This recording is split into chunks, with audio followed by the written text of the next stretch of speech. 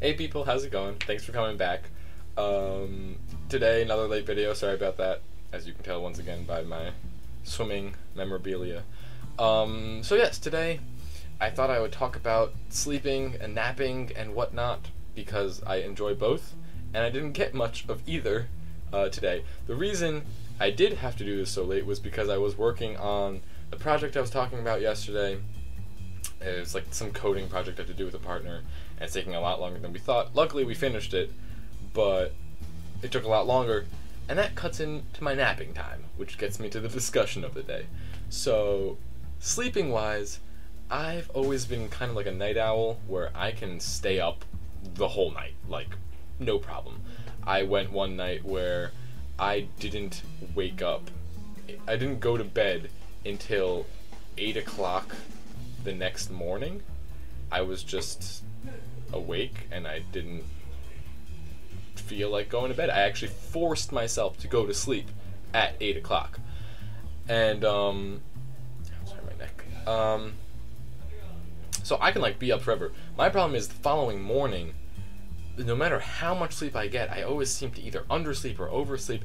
I'm always just slow. I'm like a slow start in the morning. I take some warming up.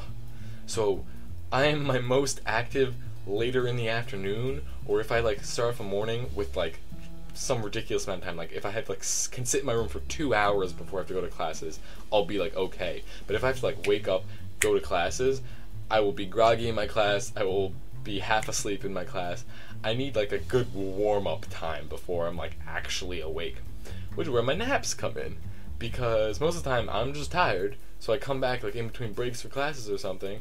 I'll be like, I could totally crush a nap right now. I could sleep for a while.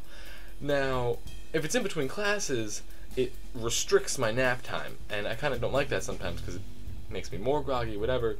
My dad used to yell at me because I would consistently take 3-hour naps, which he says didn't count as naps. That counts as sleep.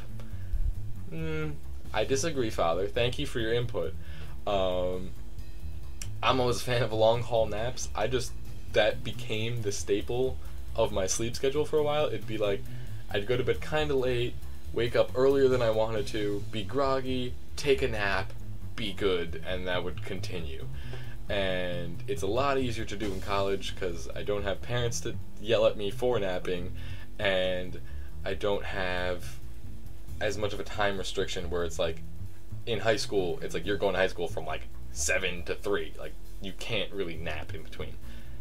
I found times, but you're not supposed to be able to find times in between.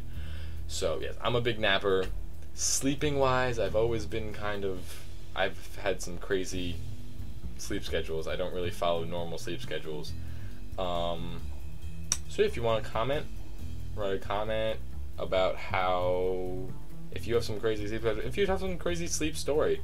I mean, like, yeah, I was just awake until 8 o'clock in the morning. I'm like, man, I should make sure I go to bed, otherwise I will just screw up everything. And yeah, I screwed up my sleep schedule a little bit, but other than that, it was pretty okay. I don't know.